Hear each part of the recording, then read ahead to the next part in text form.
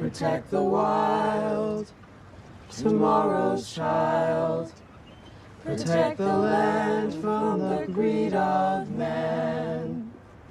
Take out the dams, stand up to oil. Protect the plants and renew the soil.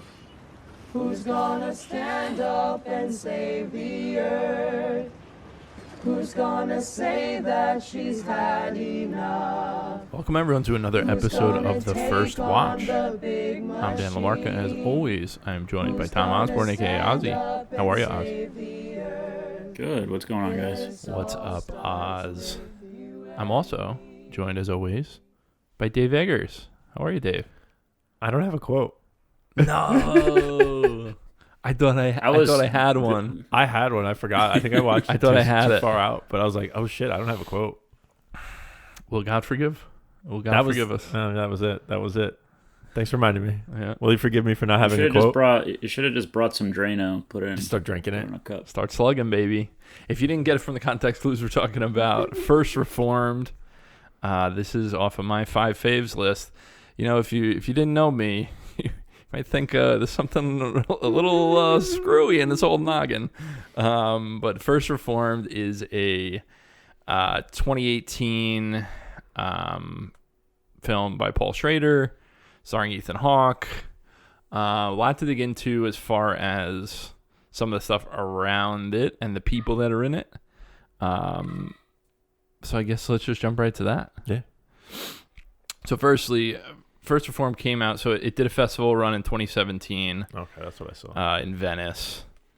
And then released in theaters May 18th, 2018. It small budget, also small box office. it couldn't guessed it, right? This is not a this was movie. I don't even really remember a lot of marketing around this. Yeah, so if at all. Yeah, it grossed $4 million worldwide.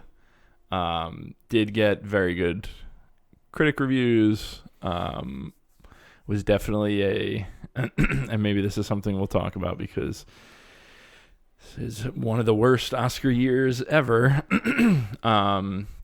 But it was kind of a lot of people's like, hey, this is one of the great movies of the year, and then it got nothing except screenplay at the Oscars. I think I did see that it won that. Yeah. Well, yeah. It's just it's interesting.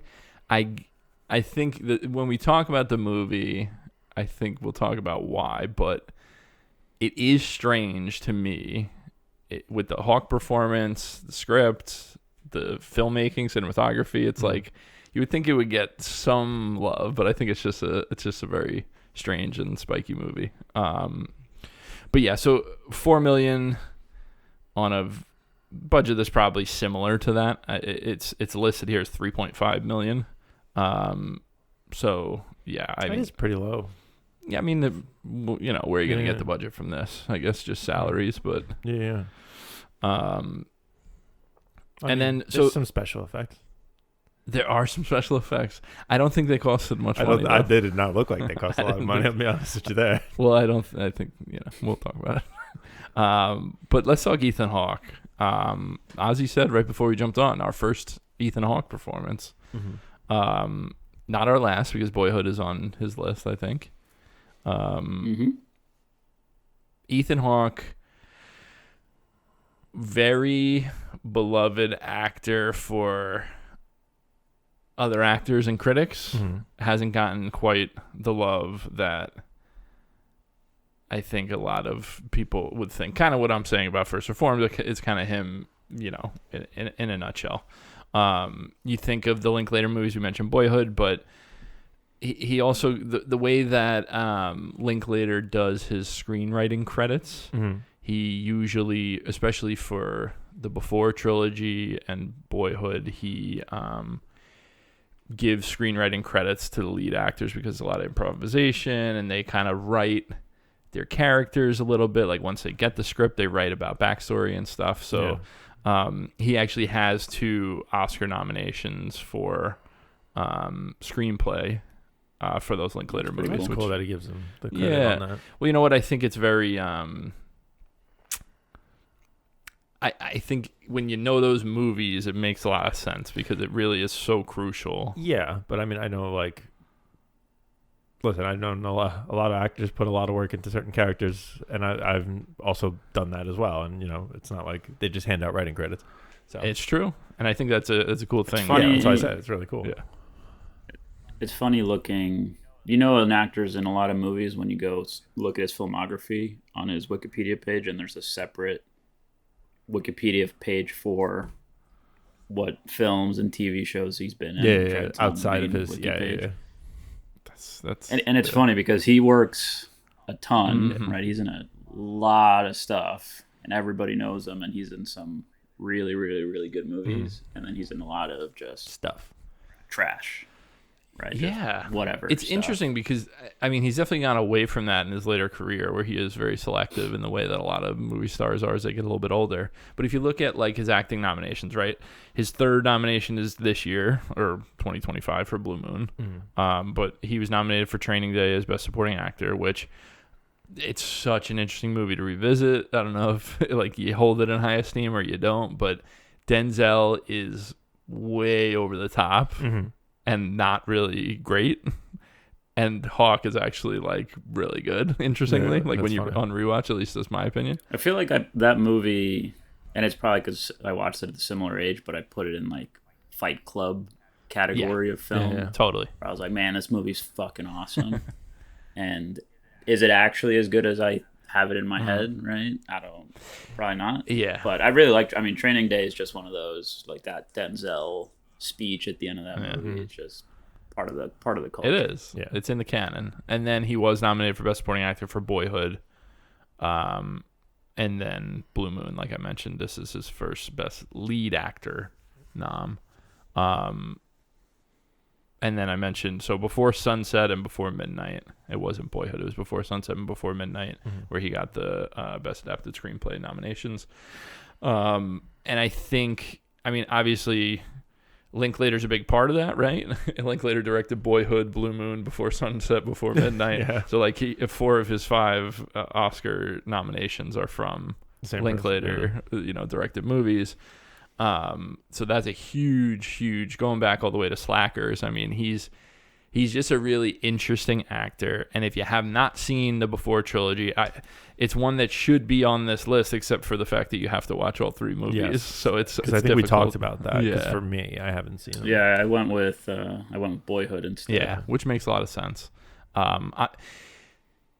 He's very special in those movies, and I think the thing that he's just very unconventional, right? Even in a movie like Before the Devil Knows You're Dead, it's like he's just like such a little greasy, strange dude at times, and then he can be very handsome and done up. Like he's kind of he's got a cool style for an actor. He's very atypical. There's a series he's in where he plays John Brown, the abolitionist. Okay. And that looks really good. And it's just like, he's out there because obviously John Brown like kind of went insane. And When is this from? I think it was from like 2 years ago. I think it's fairly recent. Because I know he's in a series that people love, The Lowdown, I think it's called. Interesting. And people absolutely. Wasn't he in a Star Wars? He was in Moon Knight. show. He was in Moon Knight. Yeah, or that's what I was thinking of. He was good in that.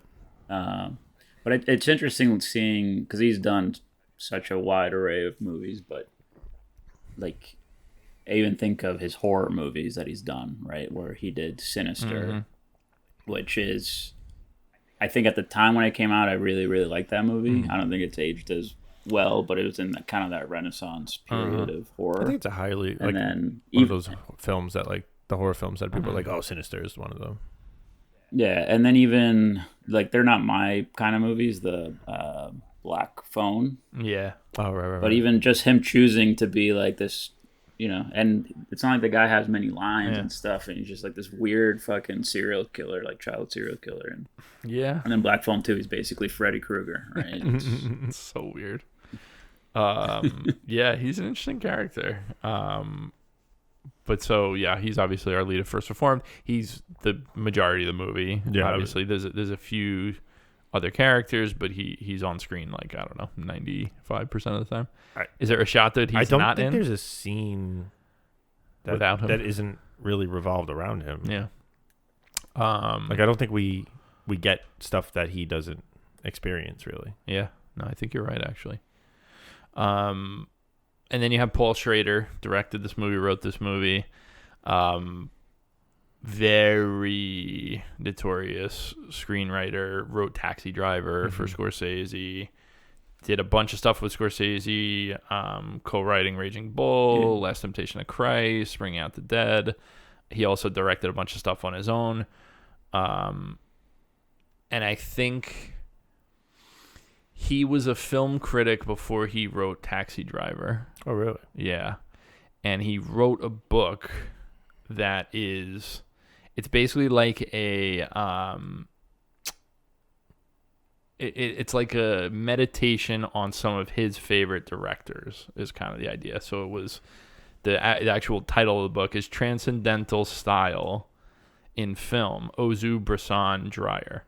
So it's talking about Robert Bresson, Ozu, and Carl Dreyer, who are like his heroes, right? Who he wants to emulate. And a lot of this movie is a lot of like Bergman, Bresson, like there's a lot of very obvious influence.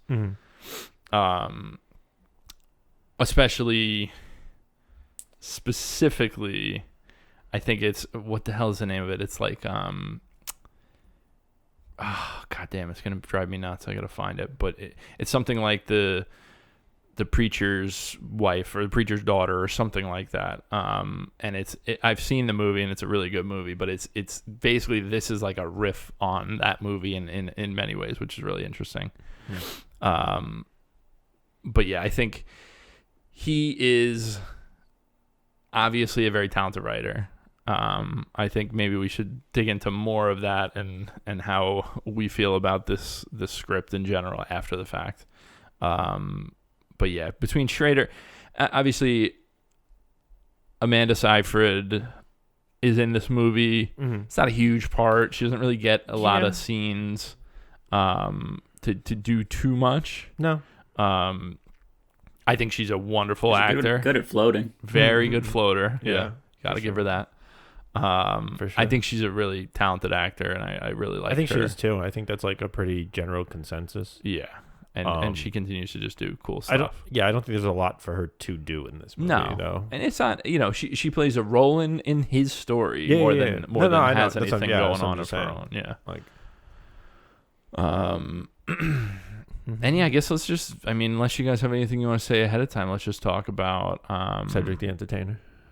Of course, how could I not say Cedric? It gives really good. I really like him in this movie.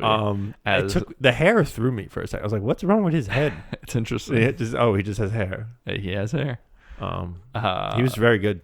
Like played that role very well. He's really good in this. But yeah, let's dig in. Let's talk about the plot of this movie. Wish me luck. So, starting off, we're in a church in upstate New York called the First Reformed Church, built in 1767. So we pre-declaration, and we meet our Ethan Hawke character. What is his name? I know his Reverend Toller. Yeah. I guess his first name is Ernst. Nobody ever calls him that. No. Who is basically, we just kind of get him giving a blasé sermon to about 8 parishioners. I think that's an overestimation. Very small crew here. You could tell it's a very sleepy town. There's not much going on. Very quickly, we have Amanda Seyfried's Mary coming over to him and kind of saying like, "Hey, Reverend Toller, do you think you could speak to my husband?" Her husband is like awkwardly standing out in the pews, who is Philip Ettinger, is her husband Michael. And you speak to him, he's troubled. So he agrees, says he'll go over to the house, goes over, and they have this like big one-on-one going back and forth about philosophy on life. You kind of learn a lot of stuff about both of their lives. This guy Michael is a like environmentalist, but kind of on the revolutionary side, and he's talking about how his wife's pregnant and how do you bring a child into this world when it's so messed up and we're killing it. You hear about Reverend Toller's son, who I guess he has a history of the men in his family going to the military. So he enlists his son, pushes his son into the military, and he goes to Iraq and dies. And then he mentions that his wife couldn't take it after and left him as well. So we go back and forth. It's a really good dialogue. And then we see the home life of Reverend Toller. He leaves. He says, I want to talk to you again. He agrees. And the home life of Reverend Toller is drinking a lot, writing in a diary, saying, I'm going to keep this journal for a year and then I will burn it. Yep. Not well. We see him peeing blood very early on.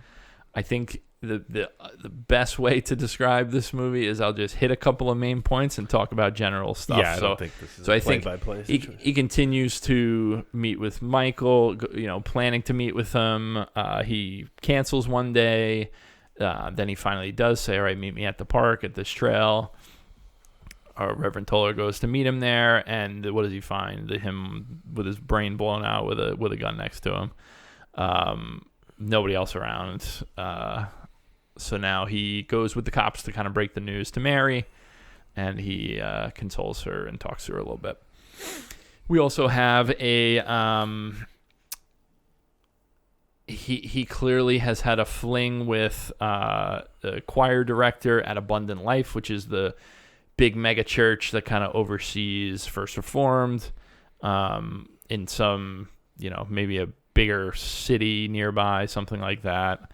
Maybe like a Syracuse or something like that. But Victoria Hill plays Esther, this choir director. Clearly they've had some history, and she's like worried about him. She knows medically he's not doing well. She's kind of pressing him to take care of himself. We also meet Cedric the Entertainer, who plays head pastor Joel, Pastor Jeffers. He kind of runs the megachurch. He's like a big wig of the evangelical system. Yep. And I think from there it's kind of, we start to see after the death of Michael, Reverend Toller is kind of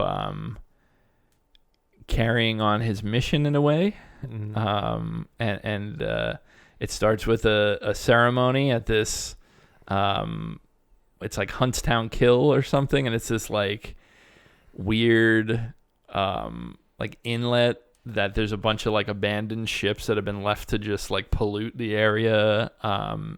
And he has in his last will and testament, he says, I want my ashes scattered here, and I want this song performed, and it's a Neil Young song about saving the earth, sung by the choir, Esther's choir. So shortly after, we meet Michael Gaston playing Ed Balk. Ed Balk is kind of this... he's a local industrialist. He's in the energy business. Who's in the energy business. And he has a meeting because we're coming up on the 250th anniversary of First Reformed. So it's going to be this big event in town. Balk's, paying for it. Mm-hmm. So they want to make sure there's no political stuff. Yeah. So he brings it up that he doesn't want any political stuff. And our Pastor Jeffers, Cedric, is very, what do you mean political? So why would we do political stuff? Yeah. It's like, well, I have this right here. And he has this like printed from this, it looks like a nothing website that nobody reads. Yeah. Talking about how there was a protest song played at a funeral, headed by our own Reverend Toller. We get a little into the marketplace of ideas here at the table, talking about industrialism versus environmentalism, and then it kind of just spirals out. We're getting ready for the 250th. We have another encounter with Esther where Toller decides to be a complete monster and just tell her that he doesn't care for her and she's wasting his time, and I don't care about the trivial stuff that you're worried about. It clearly was like, she was hinting at the fact that like she would like to actually have a relationship with him and like, help him out and start, have a life, whatever. That gets shut down real quick. And so now it's kind of a series of events where Toller's just kind of, I guess the one thing we skipped is that there was a suicide bomb vest in Michael's shed that Mary finds before Michael kills himself.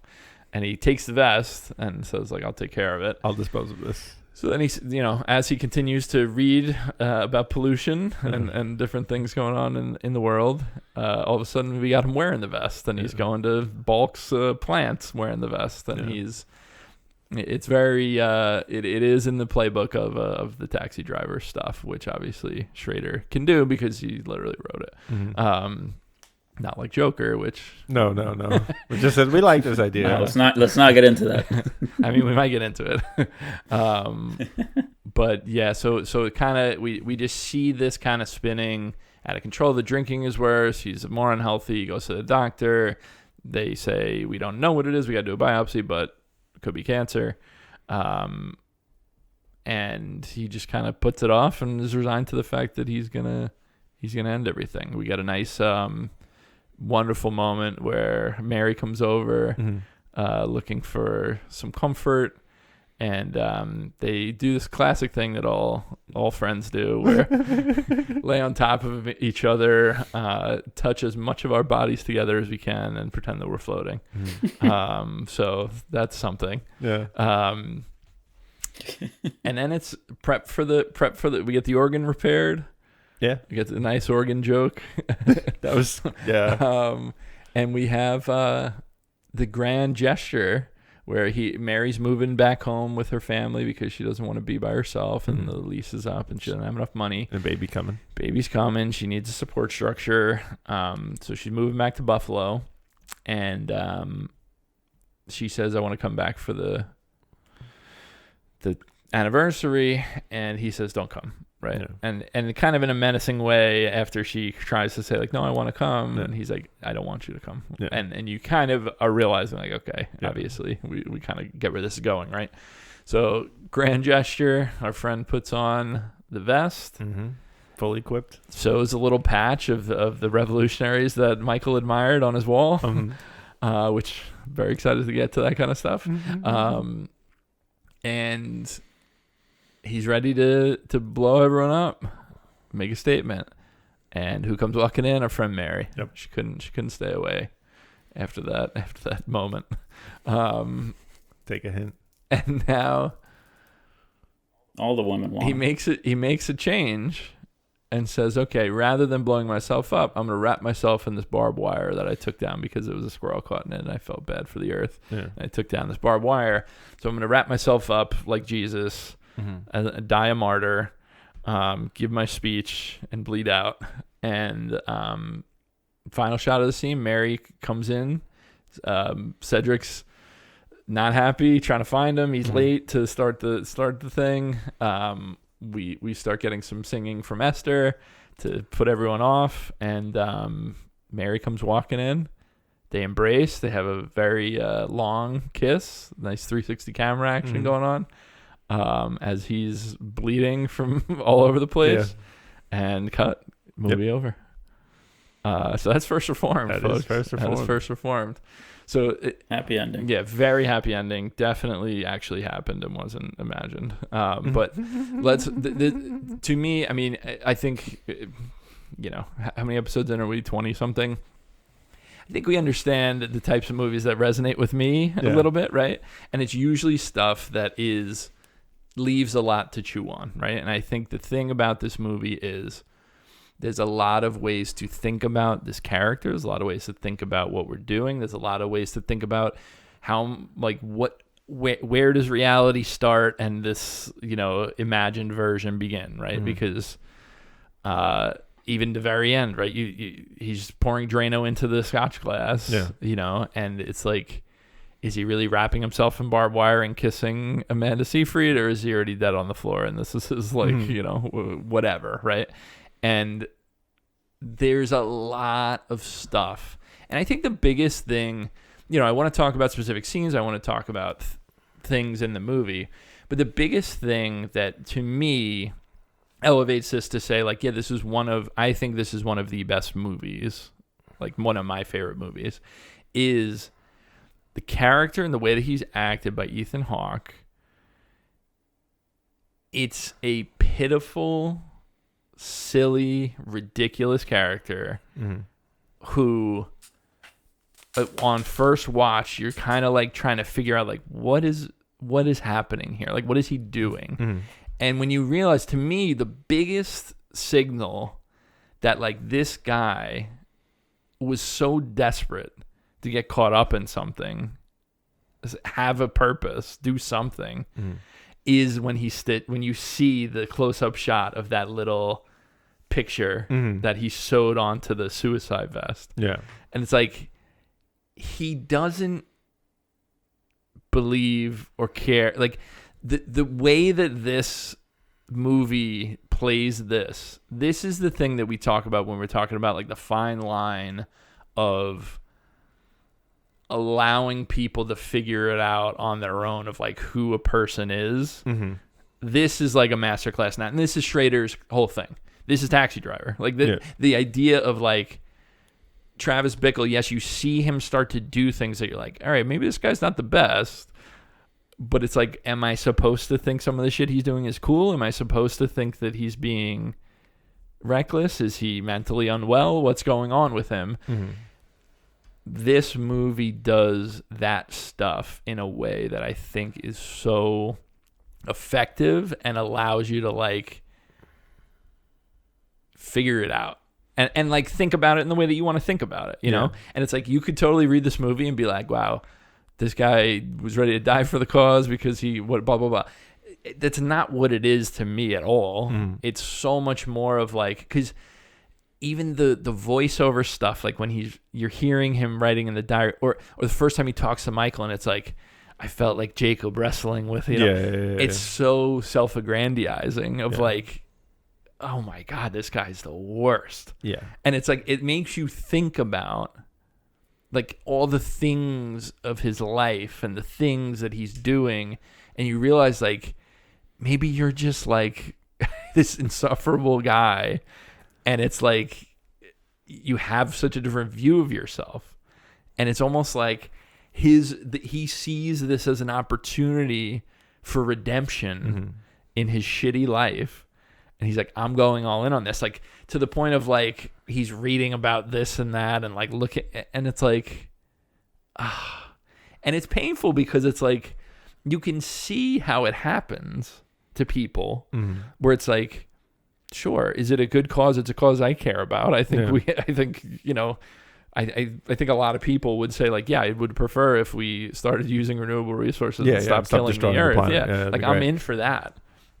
But to get to this level so quickly and so, like, throwing my whole self into it, it's almost like this, like, it's relatable in a way that you don't want to, like, think it's relatable. You know what I'm saying? Like, it's like an uncomfortable feeling of, like. So I think there's a bit of, like, going on here as well. I have great performance by Ethan Hawke, obviously. Unreal. But this guy, it seems like he's, like, sent his life is basically a penance at this point of what happened with his failed marriage and his son. And that's what it feels like. He's just basically decided, like, this is my penance. It's just going to be shit. Like, it's just going to be this.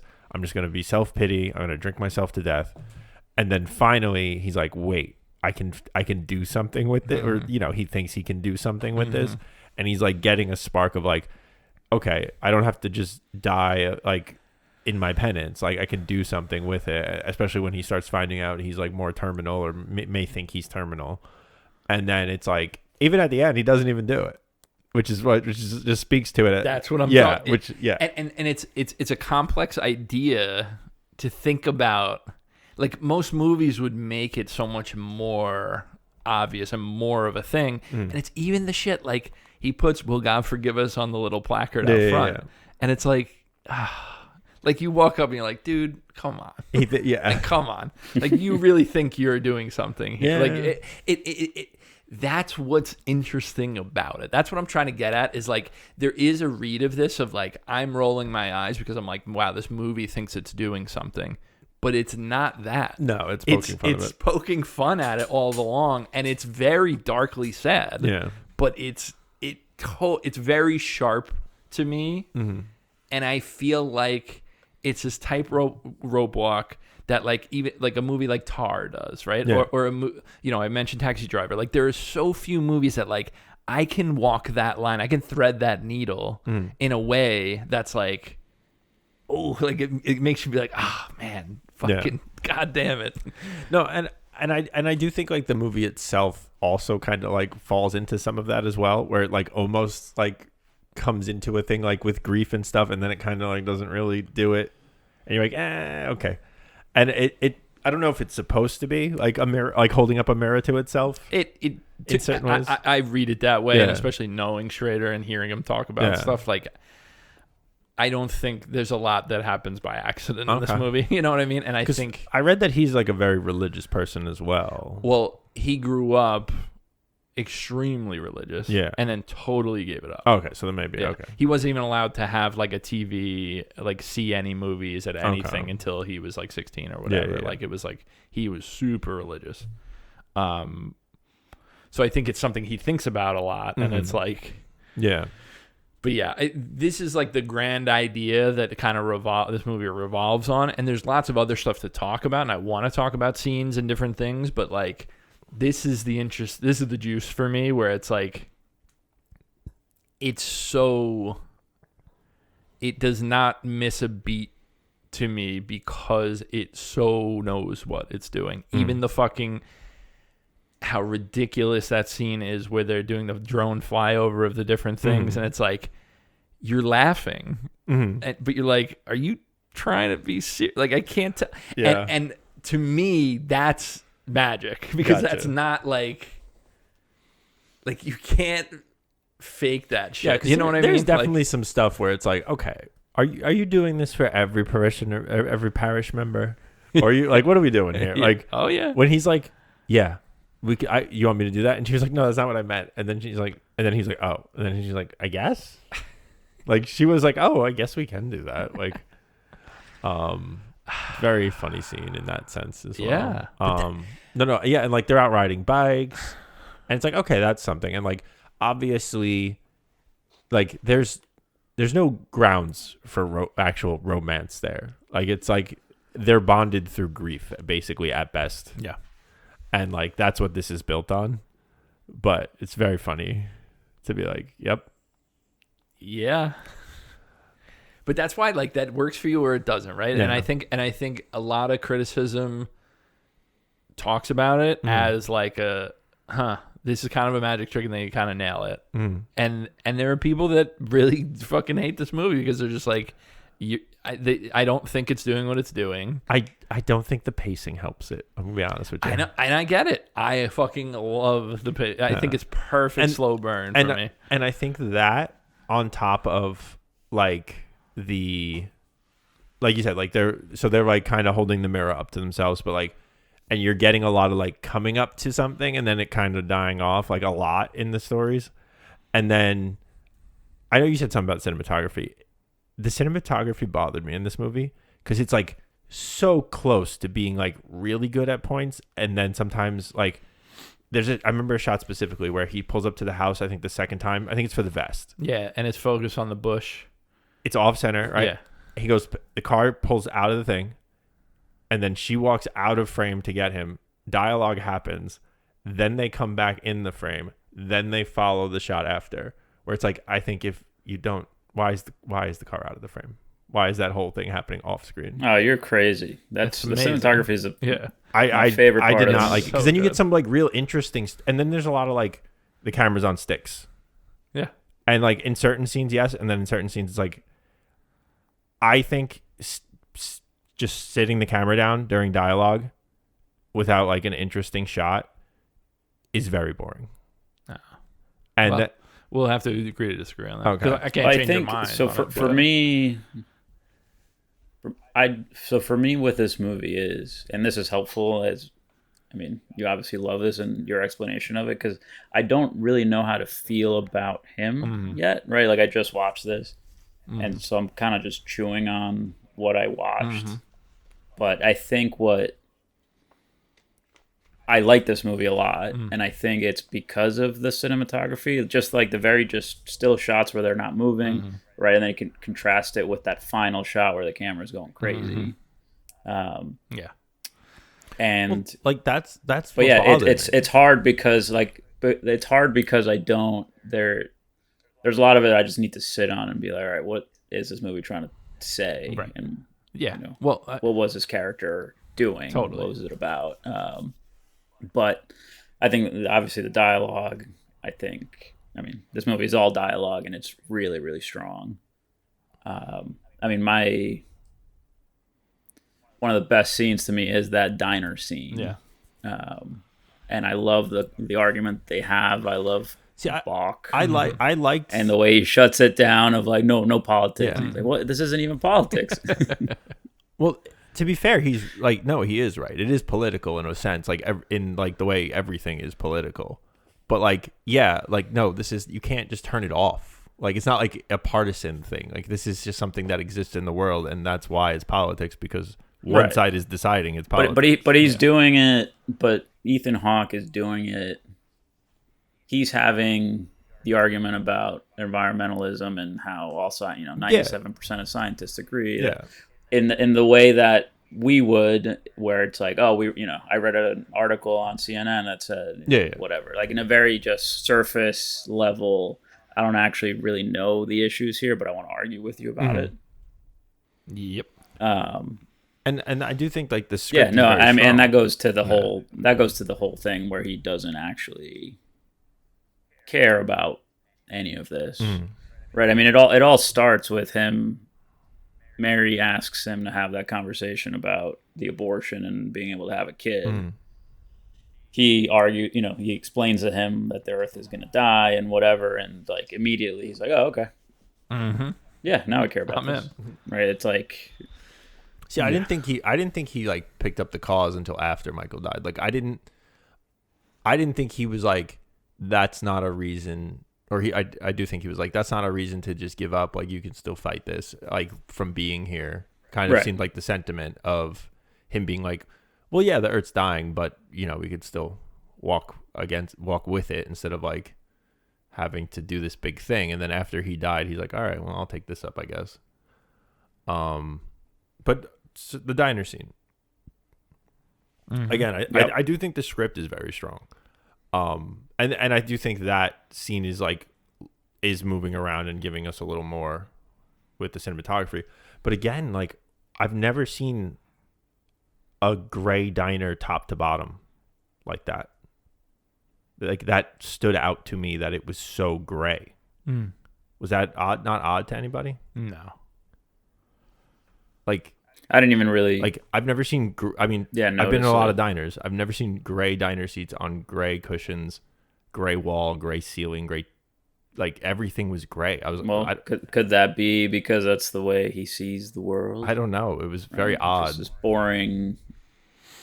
Yeah, I mean, there's hardly any color in this movie. No, I know, but it almost seems like saturated. And that's why when you see the blood is what stands out. Yeah, right? You see the blood because this whole season, there's no leaves on the trees. It's all just bleak winter, sky is white, no sunny days with Yeah, no, and I like when you talk about how there's action happening off screen, right? Like I really liked, and I wrote it down, when they're feeding the guy in the wheelchair and he's pouring the thing on his plate and she distracts him. He spills it and drops it, and you don't actually see that, right? They like rush out of frame. The camera never moves. Yeah, but you see it. You see it drop. Like I like that. Yeah.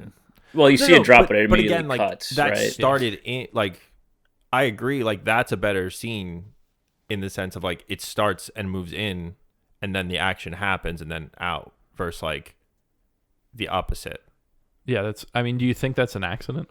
I don't understand. I don't think it was an accident. I just don't think it was good. Okay. That's my point. Sure. Like, or it's like I disagree. I just think it like hurts the or even scene. like I like the way he shot when he's at the doctor and he's like, all right, we're gonna run some tests, whatever, and it's like just cuts super quick to he's getting hit on the back, right? Yeah. Checking his breath. Yeah. And then it's the blood getting drawn and it's very zoomed in. And he's getting a transfusion. And then it shows so like the it shows like and then the pee, I thought that was just like obviously super efficient storytelling. Like you don't need to have dialogue related to that. If you haven't watched a lot of Ingmar Bergman, you should probably watch, because this is a lot of the stuff that we're like, this avant-garde style of I'm purposefully shifting what your perception and expectations are. Like this is like a style of cinema that like he is playing off of, and I think it's not, I can understand that. I think some of it worked. I think some of it didn't. Sure, that's what I'm saying. You're entitled to your opinion. That's fine. That's such like a that's a terrible answer. Go ahead. Dismissive. No, yeah, that's what it. Yeah, it is dismissive because I think it's really good, and I don't know how to say well, I think it's really good, and you don't. Yeah, like what am I supposed to say to that? No, I know. I just. For me, this is like pitch perfect cinematography. Like every scene and thing that they're doing and the way things are moving, it just works of a piece to me in this like jumbled, interesting. We're gonna show you 10 different styles of filmmaking, and it's just to show you different moods, of a same tone. Like it's just like little encapsulations of here's the thing that we're going for, and to me it works perfectly because they use a lot of various things, like the close zoom up of the Pepto going into the scotch and stuff, and it's like to how different that feels from that off-kilter shot. It's like that is like almost a commercial style of filmmaking. It's so different, and that's the point. It's like but I think that's like what stops it from being like one coherent thing. Like even like I'm like, okay, the scene between Ethan Hawke and Michael, sitting down having dialogue, that scene versus like the shot from the toilet of him like looking up at him pissing was like more interesting camera work, right? In that sense, and I'm like, these are so contrasting things at different points where you'd want it to be. I feel like more interesting in that and the other way, and I think I think the sum of these parts don't make it more coherently interesting of one product, and the problem is the lack of coherence is the point. So I think it's hard to say like you're right that it could have been more coherent. It would have been a different movie because that's not what you're trying to do, right? It's just like an artist is gonna purposefully play with what your expectations are and mess them up on purpose and change things and do whatever. That's that artist style of work versus here's this perfectly scenic but thing. I feel like that has to like work in purpose. Well, I would right. If you're trying to, so I think you're assuming that you know what the purpose is, whereas the person that made the film had a purpose, did the purpose, and it either resonates with you or it doesn't. Okay. Well, I guess I'm trying to figure out the purpose in this. Well, if it's part of the storytelling, right? If you're saying this movie's about this guy who's kind of losing his mind, then you would have that in the way it's shot, the movie it's going to have this juxtaposition where it's going to throw you off of like, why does it look like this versus this in the scene? Because it's part of what he's going through internally, right? Of he's not all there. And it's not the traditional, this guy's just, it's not Joker where he's like slowly losing his mind in like a very loud way. But I mean, I thought you didn't want to bring up Joker. Making shit up at this point, but no. To me, I was gonna say Taxi Driver, but I haven't seen it, so I didn't want. I think Taxi Driver does a better job of that. Sure. I don't know. The thing that I think, to put a bow on this whole line of dialogue, because I don't think it's useful. Well, I'm curious then, like, what, like, do you think there's purpose in those shots? So let me put it to you this way. Sometimes, and it's a lot of the movies that resonate with me. Yeah. They're showing you things to make you feel a certain way, not for any coherent purpose, for any, even what Ozzy just said. Yeah. Sometimes that ain't got nothing to do with it. And it's, this works with this to put you in this headspace and this mood, and that's it. Like, that's the point. Okay. And that's what I'm trying to say is, like, some people use filmmaking to make you feel a certain way strictly in the way that they're shooting it. And it's intentional. And these are the kind of filmmakers that, when you look back on, like I'm saying, a Bergman, a Bresson, like when you're watching these movies, it's like, oh, you're fucking around because you want me to be like, what? That was weird. And that's just what you want me to feel at that moment. And to me, when I watch a movie like this movie, it just works. And I don't need to like say why it works, because when I watch a movie that's trying to ape it, and I say that doesn't work, I know the difference. It doesn't mean I can break it down. That's not, I'm not studied enough to tell you why or why not. But for me, when I watch it, I say that works for me, and it put me in this headspace, and it makes me think about the way that all these things are framed and not framed and everything in a way that makes my brain tickle and say, I like this. Okay. That's no. And sometimes that's all there is to it. And that's what I'm trying to say. And I understand that. And there are movies that do that. And I'm like, we talked about The Descent and like the feeling of claustrophobia in certain shots and other things. And like other things, I understand how you provoke feeling out of setting up the camera. But I'm saying, like, I don't, usually it's like to set something up for this, to do that, or to make you feel a certain way for another thing. Right. But it's not always serving the plot, is what I'm telling you. Yeah. Sometimes it's, I want you to feel this way, and it's irrespective of the story I'm telling. Yeah. It's just to get you in the right headspace to get this story. Yeah. That's what I'm saying. Yeah. So The Descent is doing it to function because it's saying, I'm going to make you feel this way because this is where the story is going. No, and obviously that was like a very like literal sense. But I'm saying like obviously not all of them are like that. Right. But I'm just saying like I feel like this, with what was going on here, didn't work in that sense for me. And and that I can never argue with, because you watched it and felt the way, and there's no, like, I think sometimes something that I'm always averse to is to saying, let me break down why this should have worked for you. Instead, it could just be, it didn't work for you, and it did work for me, and that's okay. No, I know that. I'm just but that's why, like, and that's art. That is art. That's the whole point. And that's why, like, I don't mind that at all. Like we talked about Mulholland Drive, on the show, and it's like totally pitch perfect for me. Every single thing it was going for. Yeah, not the case for you guys. No, and I think that was more on preference than I knew why I didn't like that. Or like why that didn't work for me, or what I had grievances with, versus like. But isn't that the same thing here? You know why you didn't like the cinematography, and you're talking about what you didn't like about it. And I said, well, I happen to like that. But I also understood, I guess, in Mulholland Drive, like what they were doing and why it worked. Whereas like here, I'm like, it's not clicking, I guess. Right. Like what they're trying to evoke. That's what I'm trying to get. And I think the biggest thing, and maybe this should be we should close it out on this, is I don't need to understand why.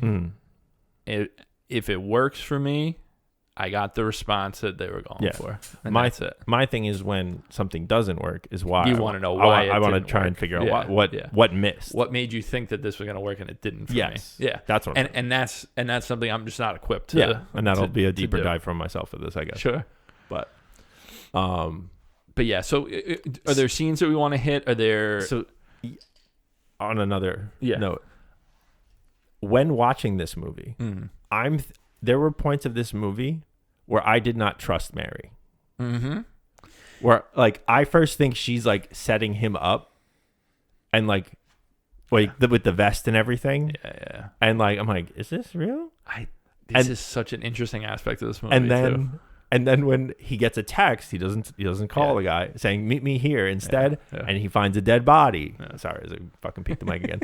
finds a dead body, and I'm like, did she fucking kill him? And then her lack of reaction at certain point, you're like, what the fuck's going on here? The thing that this movie does for me is it does allow you to have this like weird, it has this weird sense of dread going on throughout. It has this weird, like, it's almost a paranoia thriller.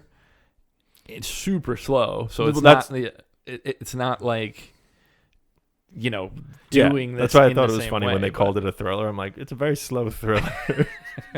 Yeah, you don't have like what would be traditionally like tension. The cops are now investigating it. Yeah. Are they think that he's a suspect? Even his reaction of like, I'll take care of this laptop so they don't give you a hard time. It's like, what happened here? Is there something going on?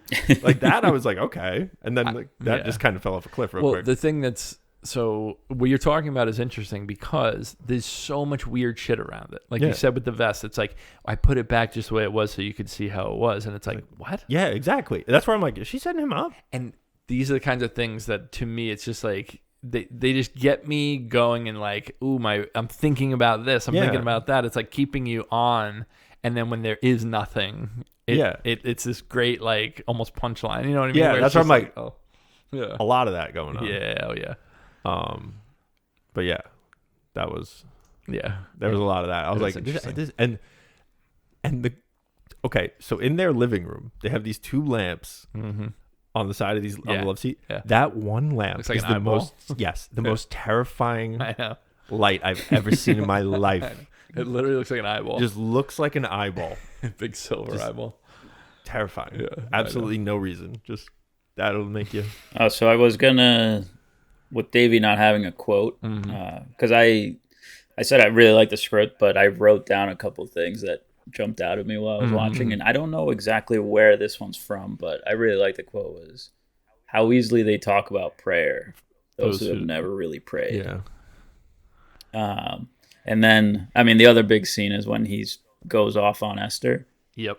And that was a good scene. He says, I despise what you bring out in me. Yes. Your concerns are petty. You are a stumbling block. Brutal. Yeah. God brutal. Damn. Brutal. And the thing that's so interesting, so there's two things, right? The first one that you said, he talks about those who don't pray, right? We never once in this movie see him pray. No. Only with Mary. Of course. The only but time. I'm saying like on his own? No, never. No. And this is the shit that I'm talking about, where it's like he's a fraud. Like he's not.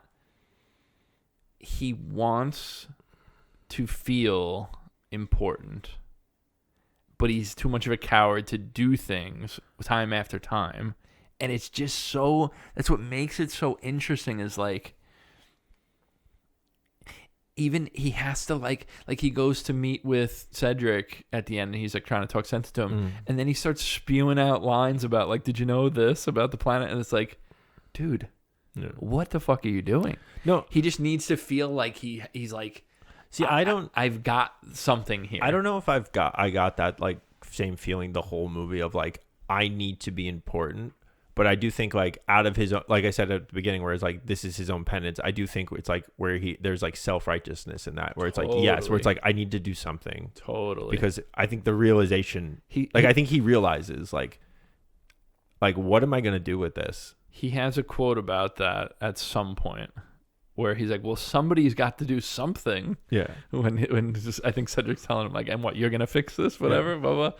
Well, somebody's got to do something. Well, I also just think like he's like, my life is over or has been over for Yes. a long time. And he's like, I got to do something with this at this point. And that's what I think is like sparking up in him as well. But the or thing, what he thinks is the something. thing that I, Yeah. having watched it a few times, going back on it and thinking about it through that lens does make the movie interesting in a way of like, yeah, he is kind of just, and again, this is a movie that's not gonna be the movie like, you watch the new Knives Out movie, Oz, right? And it's like, you have your, Josh Brolin character like giving the sermon and like, it's very obvious what he's doing, right? This isn't that movie. Mm-hmm. This movie is going to allow it's going to let you pick up like, do I care about this? Am I reading too much into this? And probably I am in some parts, and probably this person is, and this critic is, or whatever. And it's like, that's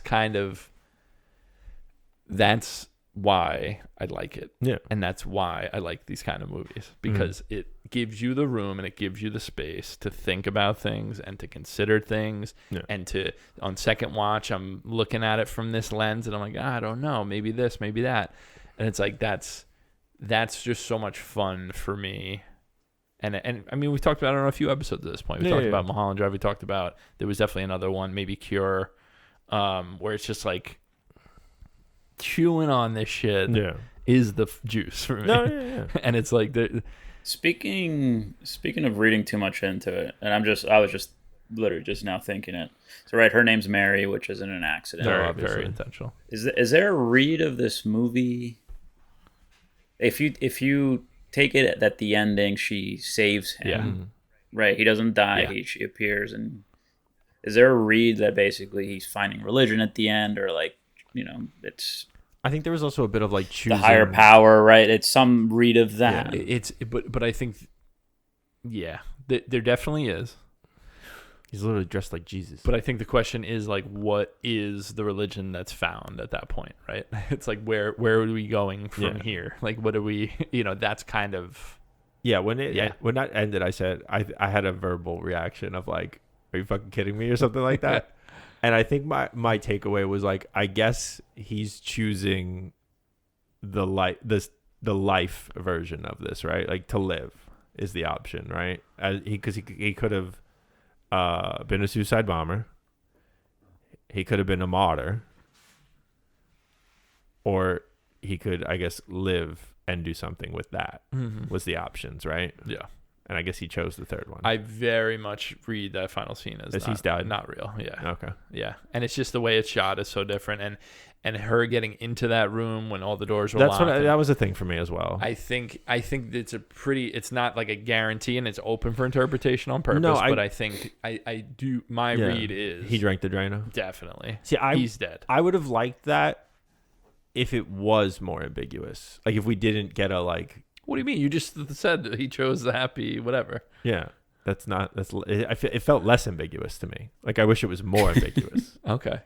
Like I think we got too much other stuff where it felt like he chose that. Yeah. To me. I mean, there's so many opportunities where that could be the case, right? There's him wearing the suicide vest to the bulk plant. Yeah. He could have just blown himself up. But he didn't have the bombs on it when he went to the plant. I thought he took everything off and it was just the vest. But I think the implication was him prepping it. And then he was going out. I thought it was like he's trying to feel something. I could be wrong on that, but yeah, I think that final scene where they're embraced. The only thing I was thinking of like, isn't she getting? That's what I thought too. Yeah, I was thinking that too. I was like, that can't be comfortable. That must hurt. Both of them. Yeah. But no, yeah. But and when you say I didn't even think of that of how she came in. Yeah. When all the doors were that was my first thought. Yeah. The same door that he was trying. Was that Cedric was trying to get into? I didn't even catch that. Right, and there is definitely a read that's not the door that Cedric was trying, and instead she came in from the inside and is in there, standing there, and that really happened. Like there's no, they don't do that. They're not telling you that on purpose. Yeah, and I think it's just the style of movie that they're going for. Yeah, So that first scene with him and Michael, I do have to say, I really do like his performance a lot. Yeah. In I that, agree with that. it's really just that one scene. But he gives like a... I even think the way he plays this character throughout the whole movie is very good. Like, Well, I'm talking about Michael, or I'm sorry. Philip The guy who plays- Ettinger, yeah, the guy okay, who plays gotcha. Michael. Yeah. I just think, like, you totally, to me, I just believe that guy is, like, real. Like, that's just a real guy that, like, is in on this. Like, it's not like, Things felt very real in the sense of, like, not polished in this movie. Yeah. That's what I'm saying. Like, they did a very good job of that. Like, Totally. It's like, are we just watching people in front of a camera at points? And Yes. that's how that scene feels. Totally. Yeah. And that's why I really do like his performance. It's very naturalistic. Yeah.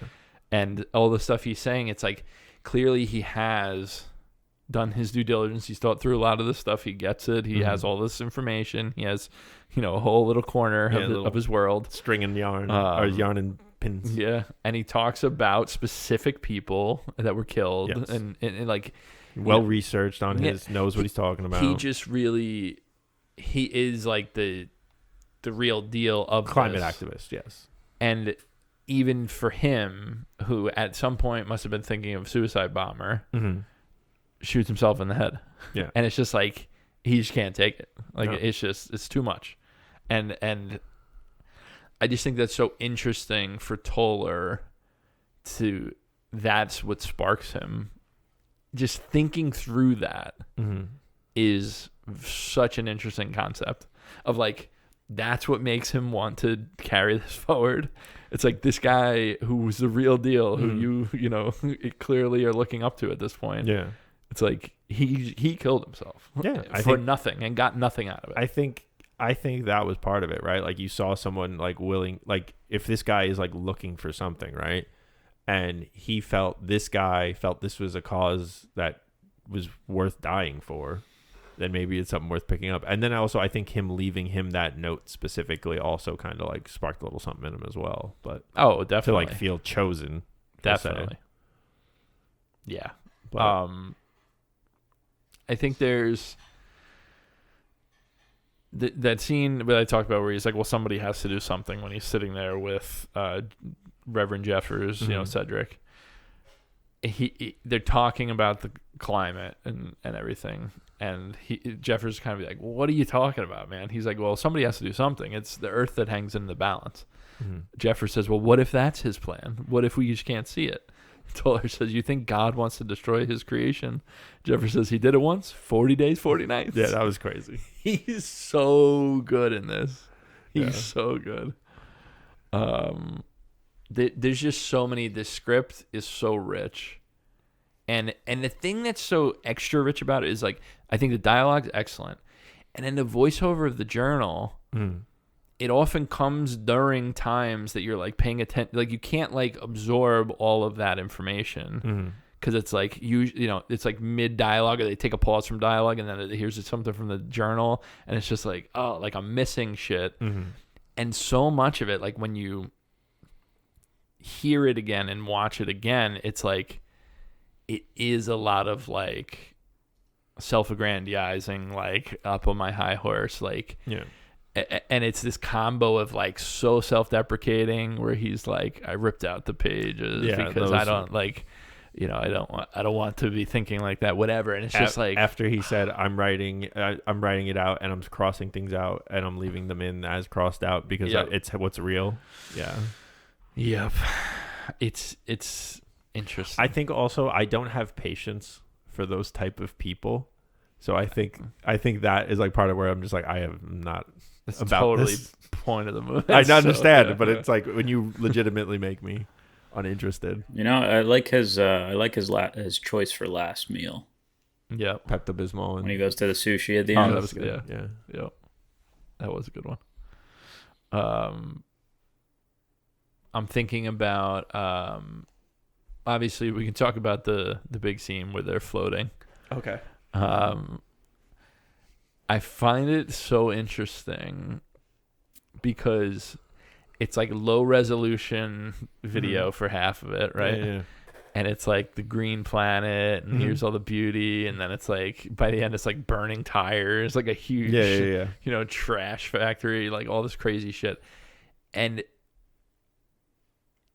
what did you guys think about that when you saw it? Because again, I've seen the movie 3 or 4 times, so like I know it, so and I have my feelings about it, but like, see, that's where I kind of think it like breaks that point a bit of like, unless this is all, I guess, in his head, which I guess it has to be, right? of course it is. Yeah. You think they were actually floating? No, I just meant like, is this for him or is this for us? Was the issue? Really? I was pretty checked out at this point. I was like, all right, here we go. Like, I didn't flinch at this because I was just like, yeah, why not? That's how I was at this point. I was like, yeah, okay, fine.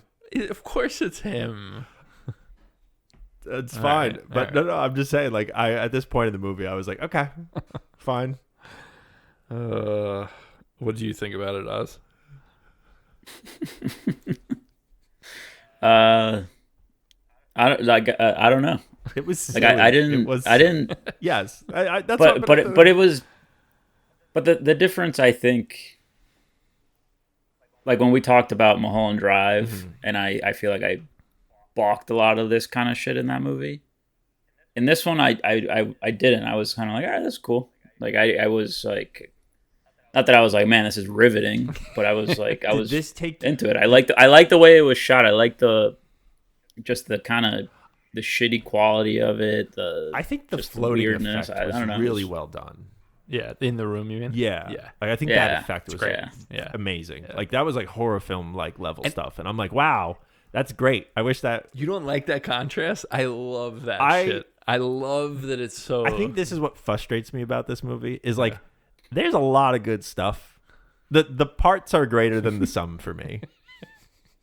Like, that's how and this is, to be fair, this is kind of how I felt about Magnolia as well. Yeah. Where I'm like, there's a lot of things that I could enjoy. Yeah. But when this is a movie, we're not just watching scenes. Yeah, yeah. And that's where I'm like, it's not fitting together for me. And that's what's funny about this. I mean, in this scene when they get together is that she doesn't give a shit about any of the environmental stuff. No. Right? Like, I don't think she ever said talks she about did. it. Yeah, she mentions like, yeah, I'm aligned with his cause, but I don't, believe in the method. She made some comment. Yeah, or yeah. something like She's that. like, I want to still like have a baby. I want to still and like live a life. Exactly. Like, Exactly. Yeah, she says that. I think it was very much like just that. It literally was. Yeah. Yeah, but like the way I read her, she's like a normal human of like, yeah, pollution's bad. Yeah. She's not like but she not lose her like head over it. she's not having visions of the earth and pollution while they're not having sex and flying around. Yeah. And right, like that's not her experience. No. That's just And her- him. definitely. Like, Notice her husband didn't ask the priest to talk to him or her. I'm too many pronouns there. I'm confused myself. But yeah, like her husband didn't ask. Yeah. She's doing all right. Yeah. Is that your favorite scene in the movie, Dan? I would imagine. What? No, the floating scene. The floating scene. I fucking love that scene, but it's. Why do you love that scene? It to me it is. I mean, it's him thinking through, and it's his little naive, silly version of like, this is a grand thing that I'm experiencing right now. Okay. And we look at it with pity, and we're like, wow, this is sad. Why do you think it went from like, oh wow, beautiful nature to like, It's the despair. He talks about holding two ideas in our head. That's existence, like he I'm not like drilling you. I'm just curious. No, I know. But I think it all comes down to like, this is where he's at. Yeah. And this is where his thoughts are and how his view of the world is. And I think he says it early on with Michael, and he talks about holding those two ideas in our head. I think he says like, what is despair? I have it here. It's courage is a solution to despair. Reason provides no answers. I can't know what the future will bring. We have to choose despite uncertainty. Wisdom is holding two contradictory thoughts in our mind simultaneously, hope and despair. A life without despair is a life without hope. Holding these two ideas in our head is life itself. Yeah. That idea is it can be read as like, oh, that's really interesting and deep, or it could be read as like, this is the movie in a nutshell, and it serves that in the same way that like having deep philosophical conversations while stoned on a couch is fun. Yeah.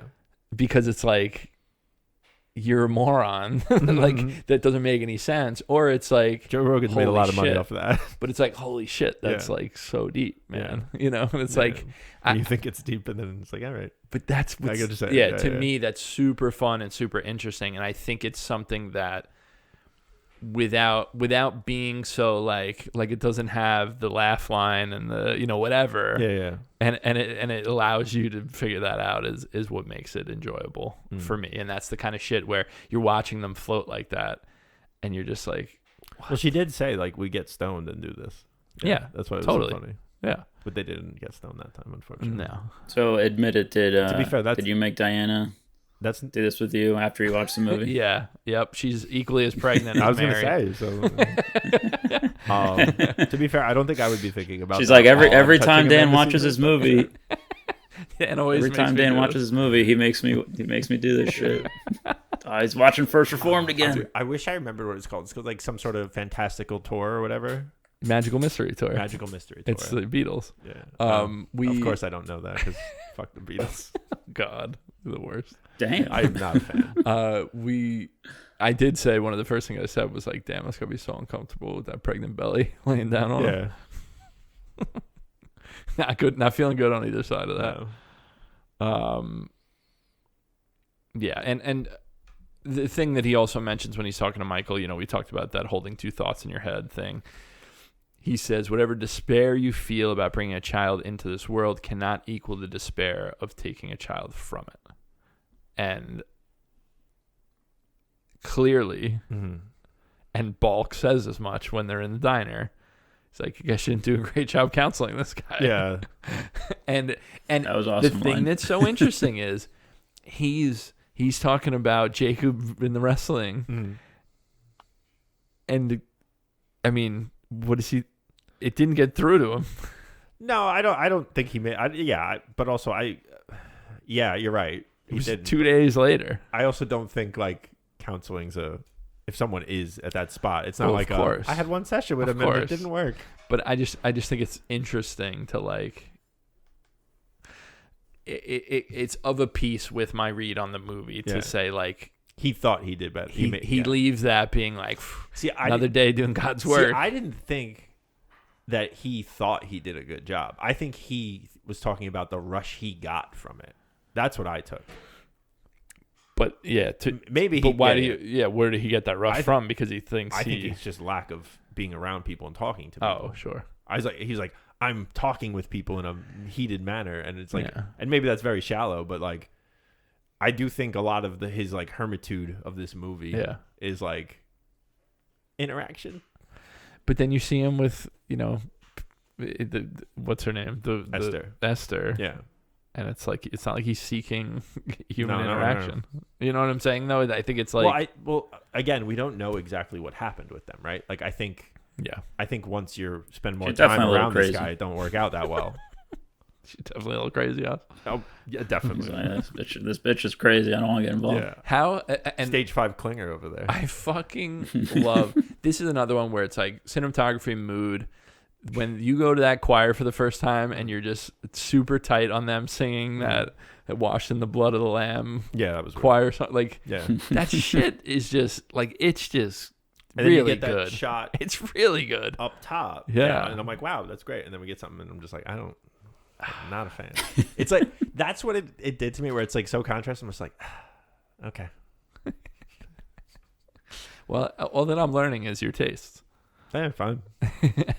I just freaking love that, and the amount of times that they have that's like keep saying, you know, are your clothes as white? Yeah. That was like, oh, okay, we get it. Yeah. And they did it like 6 times. I was like, there's like, no way that every single time like they that. do it, I'm like, fuck yes, this shit rocks. Did you remember the like one of the kids behind the girl like pulling her hair or something, and like she's like, yeah. I was like, oh my god, while they're singing. Yeah. I was like, Jesus, what a choice.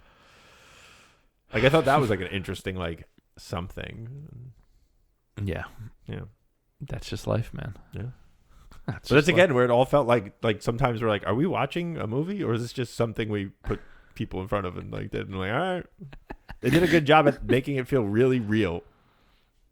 Yeah. An important one that we get as like a little voiceover is the desire to pray itself is a type of prayer. How often we ask for genuine experience when all we really want is emotion. That's deep, man. I just find it very interesting coming from him to say something like that. Mm-hmm. We ask for genuine experience when all we really want is emotion.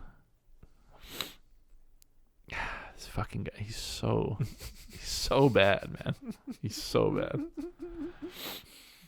I like that we get a violent video game shout out from Reverend Jeffers. Global warming, a sea of pornography, hyper-violent video games. It's a world without privacy. Each kid is isolated, communicating on media. It's a world without hope. Violent video games. Strike again. Yeah, I mean, maybe one day. Fucking Mortal Kombat, man. Remember when it was Twisted Sister was the reason for that, and then it's rap music and violent video Always games. something. It's always not the real reason. No. Scapegoats. Any other scenes that you guys want to shout out, talk about, dig into? I really like the service at the kill. The way, that's another thing worth mentioning. Pours out the way she pours out the ashes and they're getting caught in there, and she's kind of like that's what I said. Where it feels like really like, oh, we're just watching someone do this, huh? But it's like funny. No, like I agree. I agree. Yeah. He returns there at like sunrise the day before the thing, and you get, I mean, and shot is incredible with the fucking bright shining like red, and it's, you just see the mast of the sailboat. It looks like a big cross. It looks so sick. I love that shot. That was after the it was right before the reconsecration. Okay, he returns there after the funeral. Like way after. No, but I'm saying after he went and visited the factory. Is that when that is? Yes. Yeah. So like, that's the same thing here, where it's like we have beautiful sunsets due to pollution, and it's like, oh wow, look how good all the pollutants are making it look, and it's like it's really funny to me. I really I love that shot, and the fact that he's there is the same fucking shit that I'm talking about, where it's like. It's like when I said this to Diana after we watched the movie. And again, this is like, relatable in a dark way that you like don't want to accept that like, yeah, of course we can all get like way into something that's like, we shouldn't, whatever. Right. And it's like I've done it for people and I've had it for me where it's like, oh, I met a new friend and it's like, they like this kind of music I never heard before, and now they're like, I'm all in on that music. I'm like listening to it all the time. It's like that's what he's like. And it's like he goes back to this place that this guy had before. He's never been a part of this, and now he's like back there, like looking out at sunrise, and this It's just like that's the kind of stuff where it's just like, God, that's fucking bleak, man. Like that's rough. Yeah. Anything else? I've done a lot of talking. I mean, I guess it is one of my faves, so it makes sense. But, what was the first one I did for 5 faves? No, not Mulholland Drive. Cure. It was on yours. Cure. Yeah, Cure. Yeah. I fear I have to do one of my other ones before I do Under the Skin. Otherwise, I'm gonna get a reputation. You're gonna get a wellness check. This is gonna happen. Something wrong with this guy. Yeah, but it's to me like the slow cinema. I think that's an understatement. Well, it's a style of I'm saying slow filmmaking. Slow is I really don't think this movie was that. This movie was. I don't less think it was than 2 hours. badly paced, and or it felt. You're such an enigma, Oz. You're nuts, dude. I can never tell with you. Me? I love that you felt that the pacing was good in this movie, But I feel like I've had you watch other movies that have the exact same pacing here, and you're like, holy shit, not for me, man. I felt there's been movies All right, that if you want me to hate it, that's fine. I don't. It's just it doesn't say I it like has, it. I don't think saying like it's slow is bad. No, I like that In it's this slow. case, It's just like I Cure. am saying. But to me, No. it's so similar to Cure in the way of like it's just slow, Yeah, and it's I liked Cure a lot. yeah. The sentiment is a little different for this movie. I'm Well, I'm Cure, understanding. Cure pretty is obvious slow, about but Cure is slow, but you I have enjoy the- a slow burn. the big like you have murders Yeah. that happen. Yeah. Right. There's So a it's little like, more going on in Yeah, Cure, totally. but All right. Well, if you guys don't have anything else, we can wrap it up on First Reformed. Time for best performance. Ethan Hawke. I think it's I mean, It'd be hard not to say Ethan Hawke. I mean, honorable mention Cedric the Entertainer, but He was good. but I can't. Yeah. Ethan Hawke. So let's talk about the Oscars. Famously not nominated for an Oscar for this. Yeah, and you a said lot it of was people a were very terrible year. surprised. I don't know what happened this year. Let's talk about it, 'Cause baby. I'm not good at years. 2019 Oscars. is this the Green is Book? 20 year? It's the Green Book year. So this movie's 2018. Oh, okay. The Oscars Oh, okay, happen in right, February or right, March. right. Bohemian Rhapsody. Yeah, that's right. Yeah. Oh, You know, boy. I'm the one reading this here. Thank you very much. My Yeah, bad. right, my bad. everything, yeah. So lead actor, right? Okay, Rami Malek wins for Bohemian Rhapsody. Absolutely absurd. I've seen that movie. Absolutely absurd. Other Right. nominees. They should take that Oscar back. Other nominees: Christian Bale in Vice. Wow. Terrible performance. Never seen I it. didn't. I thought it was good. I thought it was Dick Cheney. Viggo Mortensen in Green Book. That's it. Willem Dafoe at Eternity's Gate. And Bradley Cooper for A Star Is Born. He is better than all of them. Yeah, I but would give it to Bradley At over- least 4 of them. Yeah, Like, definitely that's crazy. Listen,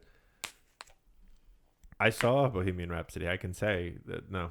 Yeah, not absolutely absurd pick. It's a really, really bad Give him some biopic. veneers. Yeah, not good.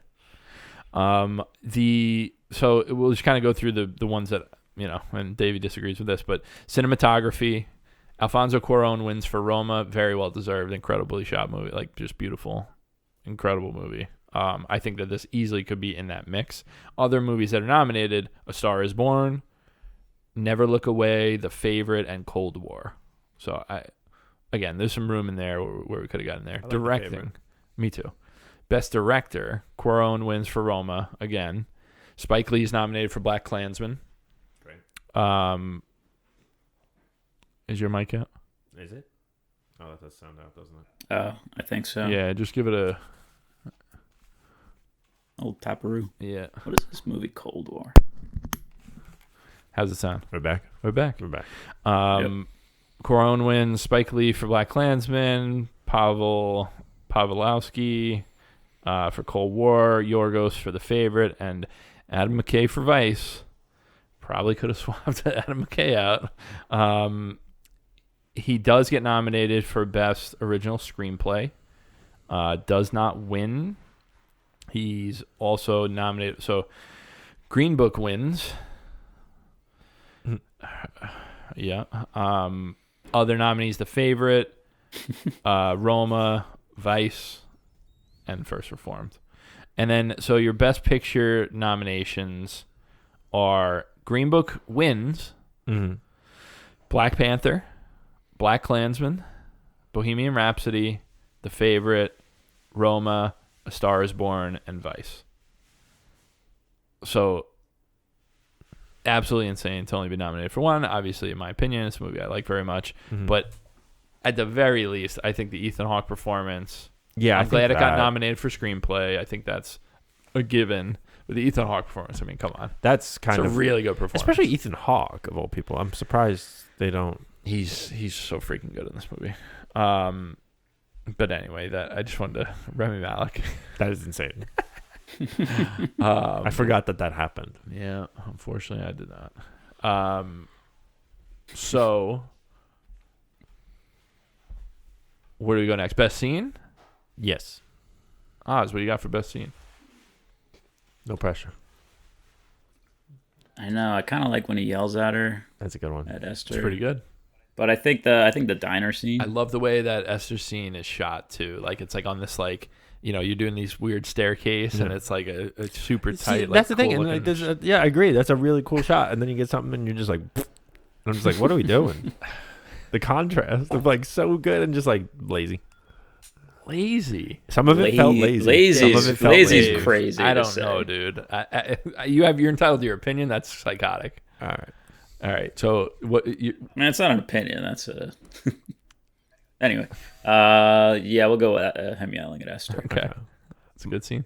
My favorite is when he finds the body, and it's on sticks, but it's a framed shot. So well framed. He walks in, and you see him walking in from back, and you see his reaction before you see what but you know what he's finding. It's really good. And then we turn around and he's already on so the back, brutal and it's like it's on the snow. Yeah. Great setup, great framing, great everything. I know, I love that shot too. And it's very subtle acting from Ethan Hawke. Very well done. He's a pretty good actor. Yeah, I'd say so. I think I go first. That main interaction with Michael, where they're having the back and forth dialogue, I think is really, really strong. I think that's just such a good like meat and potatoes setup. Mm-hmm. Here's a bunch of information, but it's in an interesting way, and the way that they're going back and forth is really good. Mm-hmm. So what are you gonna give it, Oz? Where you want? So it's not a 5-star masterpiece for me. Okay. Who do you want Glenn Powell to play? Oh, God. But I really did like this movie. I don't know. I don't really know why. I think Ethan Hawke, I just love him so much, and he's so good in this movie. And I really, unlike Dave, I really like the cinematography. And what we didn't talk about, I think part of that is also the way the movie's lit. Oh, insane. Which is, it feels like it's all mostly just natural light, a lot of dark scenes. Candlelight in the dark scenes. Yeah, no, so I am going to give it 4 stars. Respectable. 4 booms. 4 big booms. Dave, I know you're not a fan of the movie. No. What are you going to give it? Great performance by Ethan Hawke. I think a lot of the stuff that frustrates me in a way. And overall, I think the pacing hurt me personally. I'm giving it a 2.5. 2.5. It's a rough one, I know. Bad beat. I think there's a lot of good stuff, and I'll say this: when there's really good stuff, and the movie comes up short for me, that frustrates me more than just being a bad movie. Right. And that's why I'm so hard on it. I respect that. That's what's reality. I definitely it's respect like, that. There's a lot of stuff here that I'm like, I really like, and then it's like for you to not give it to, I guess for me to not get what I want out of it. Right. It frustrates me. Yeah. And I have a tantrum and I give it a 2.5. All right. I can respect it. Obviously, 5-star masterpiece for me. I think if you said something like 3.5, that would have been crazy. It's one that's sat with me since the first time I've seen it. And now I've seen it a few times, and yeah, to me, it's like it's in the canon of like modern like this century movies. Like it's in that upper echelon for me. Yeah. All right, what are we on to next?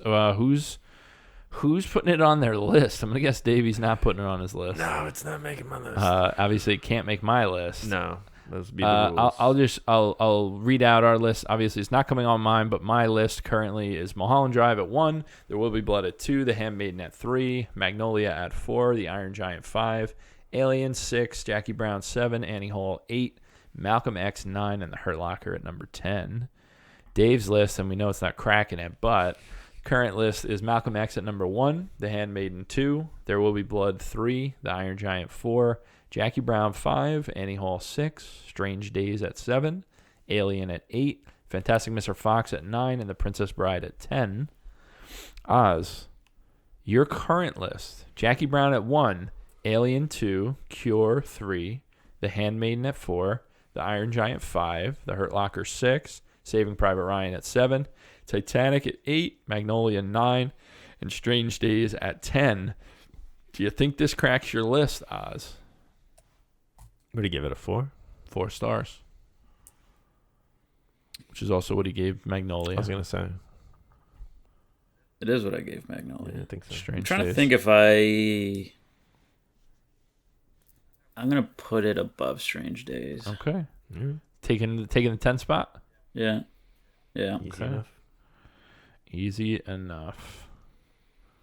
So just for posterity, Ozzy's new list: Jackie Brown at 1, Alien 2, Cure 3, The Handmaiden at 4, The Iron Giant at 5, The Hurt Locker 6, Saving Private Ryan at 7, Titanic at 8, Magnolia at 9, and First Reformed at number 10. We're on to Davies' 5 faves. I'm very excited for this. Me too, man. I have not seen this movie in a little bit. It's been too long, but not like a crazy amount of time. This is probably the first movie of this kind, and maybe the only movie of this kind that's on these lists. It is a foreign film, technically, and it is a fighting film, and it is called The Raid. This is a stunt coordinator's wet dream. It is exhausting to watch in a physical way. You are just, if you like fighting, if you've ever watched a fighting film and enjoyed it, this is the movie. It's gonna make John Wick look like the aerobics class. The aerobics class. Yeah, Wow. it is physical movie, and no nonsense whatsoever. Very.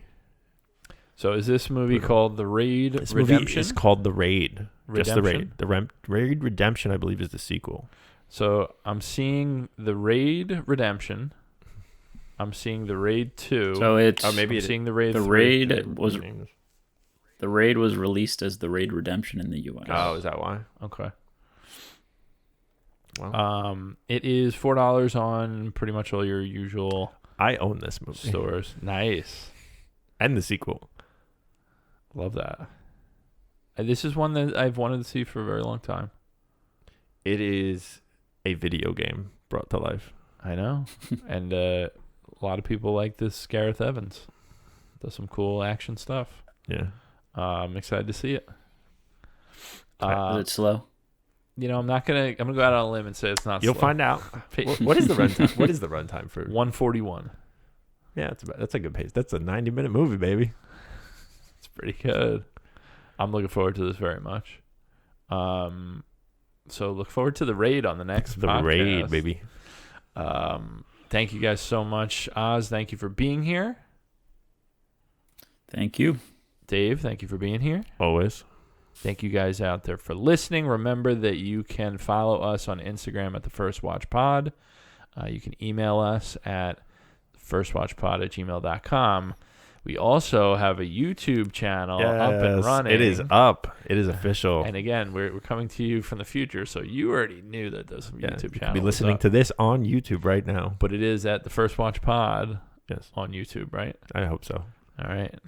Well, keep an eye out for that.